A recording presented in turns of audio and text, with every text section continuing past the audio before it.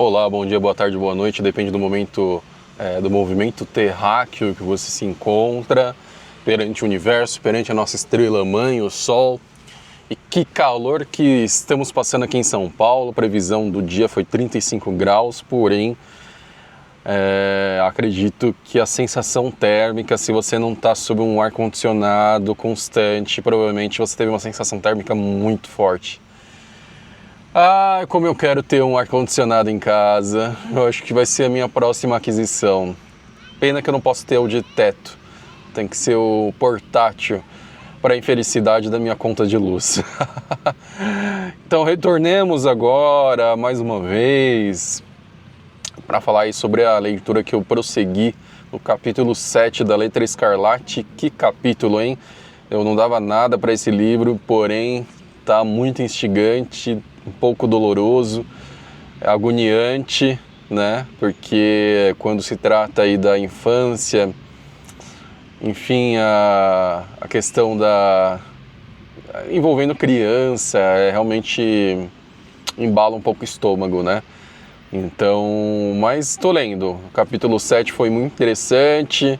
Acredito que o autor ele tem um estilo, uma narrativa muito instigante, especificamente agora nesse capítulo 7 que ele faz uso de algumas analogias. Enfim, se você é da língua portuguesa, acho que tem um termo específico aí, eu não sou da área, eu sou apenas um mero aprendiz, um mero leitor, então eu não me atenho a esses termos técnicos aí da gramática, mas eu sei que tem não sei se é alegoria, um recurso de linguagem, né, que ele faz uso ali da questão da luz, né, a luz que reveste aquilo que as pessoas querem esconder, né. Mas já no início fala sobre os bordados que a Esther faz para a Pearl, para sua filha, né, que ela é muito recatada e modesta no modo de vida, no estilo de vida, já muito por causa do castigo que carrega em si, por causa da exposição da Letra Escarlate, que denota essa dignidade rompida perante a sociedade que ela está inserida, né? Porém, quando se trata da filha, ela faz o uso, né, dos melhores materiais, do bordado mais estiloso, enfim, é a única exceção de cuidado e vaidade que ela se permite ter durante a sua vida, durante a sua rotina, durante o seu cotidiano. Só que ela faz bordados e vestidos e roupas, que é o caso desse capítulo 7, enquanto elas estão indo ao destino da casa do governador, que remetem à cor carmesim, escarlate, a cor vermelha, a cor da letra escarlate, a cor que representa esse elo perdido da pureza que essa sociedade persegue, ou supostamente persegue, né, que é o que a gente vai desvelando no decorrer dos capítulos, né? Enfim, e aí temos em seguida, né, ela vai à casa do governador justamente por causa desse burburinho, dessa boataria que querem tirar a Pearl do seio materno, do seio da Esther, né? Como um castigo, porque entendem a Pearl como se fosse a cria do demônio, como se fosse o fruto, o próprio demônio. E por causa disso, para que a Esther possa reatar alguma relação com Deus, ou alguma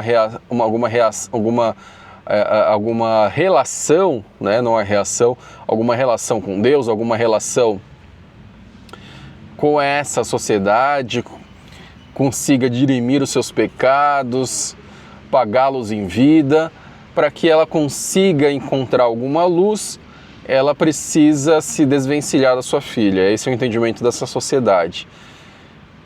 E ainda continua enxergando e condenando a Pearl, né, a criança, que não tem nada a ver com essa história, ainda ao degredo, né, uma criança proscrita, por causa do suposto, né, enfim, do pecado, grande pecado que a sua mãe cometeu, né, que foi o adultério o adultério de um casamento que nem sequer de fato se consolidou e se consumou, afinal de contas o marido morreu durante a viagem, nunca chegou ao destino, né?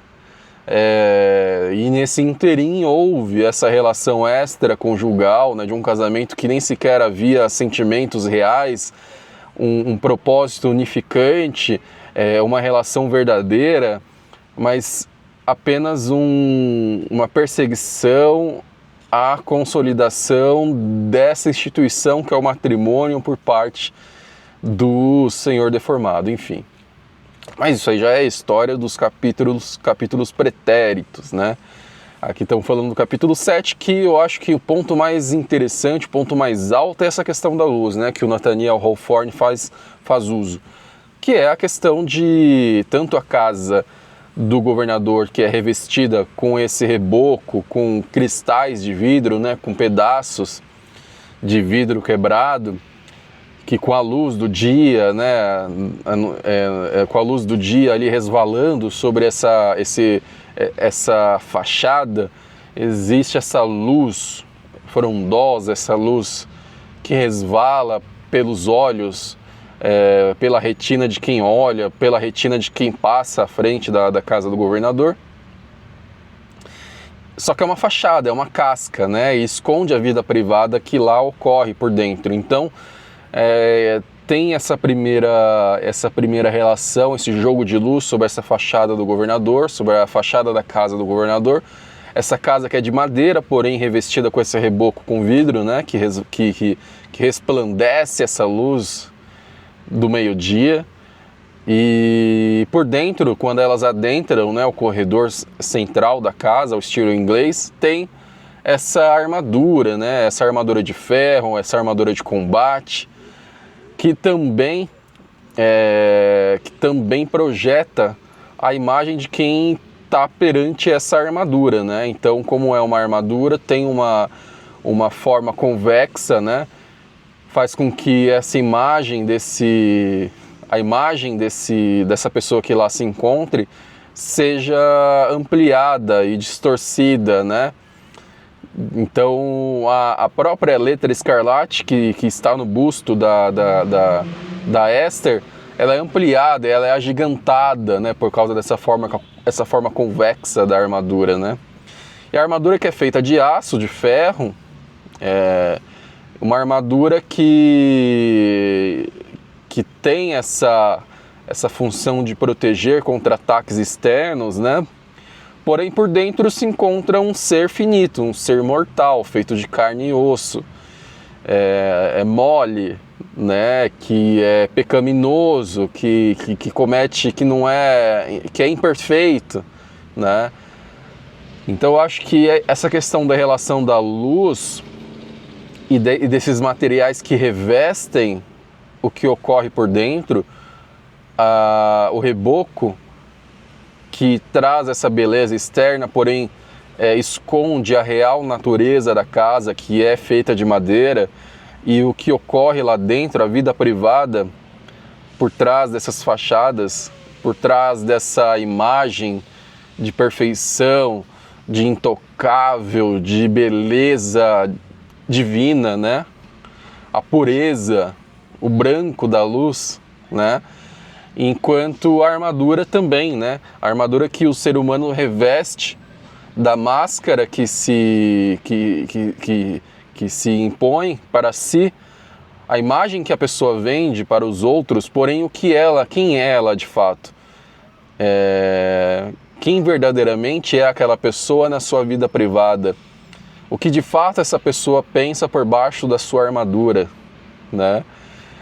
E a imagem que é refletida nessa armadura é uma imagem ampliada, uma imagem projetada, né, daquilo que a pessoa quer convencer que os outros acreditem do que ela é de fato e o que as pessoas devem ser segundo a sua projeção de mundo, sobre o seu ideal de sociedade, sobre o seu ideal de ser humano.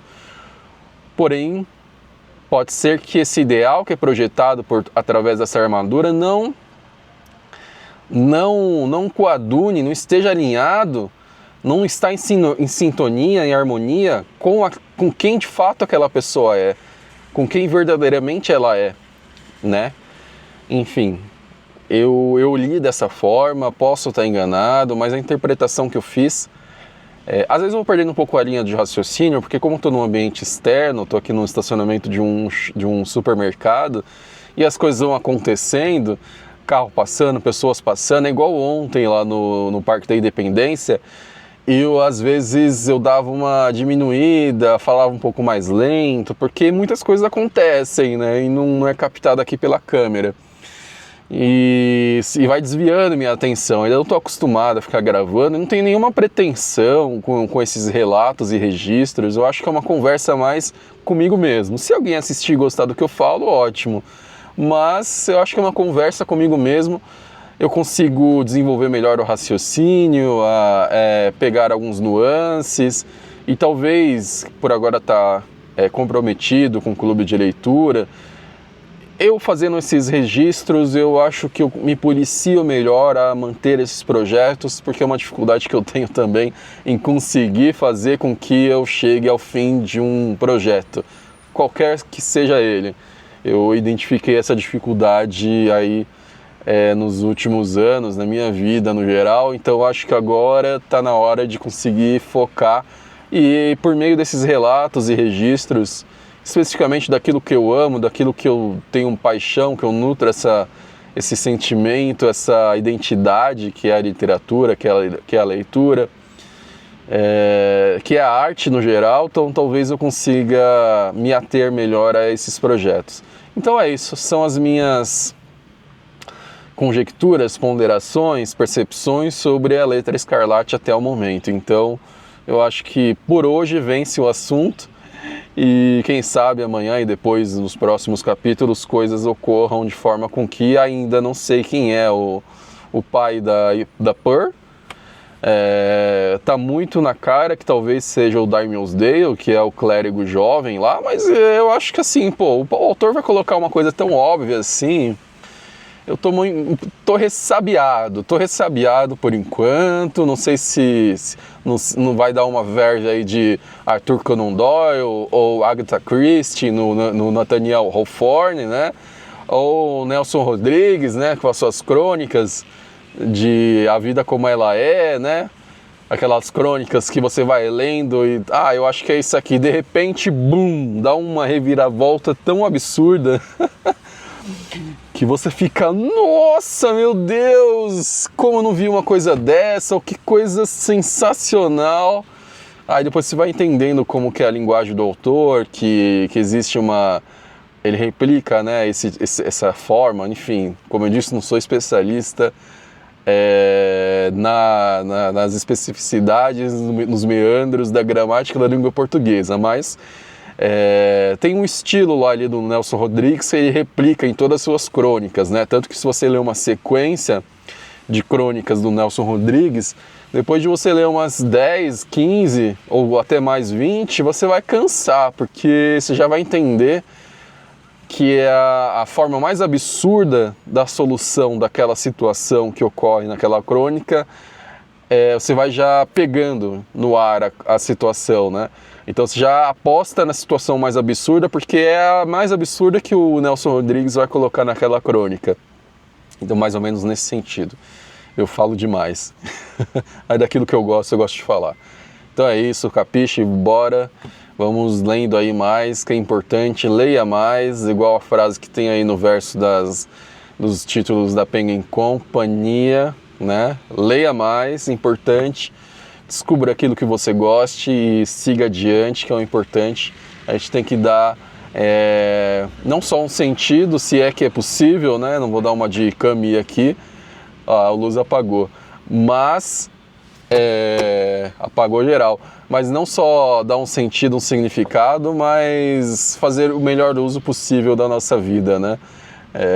Afinal, ela é finita, rara de acontecer e só acontece uma vez, não é mesmo? Então é isso.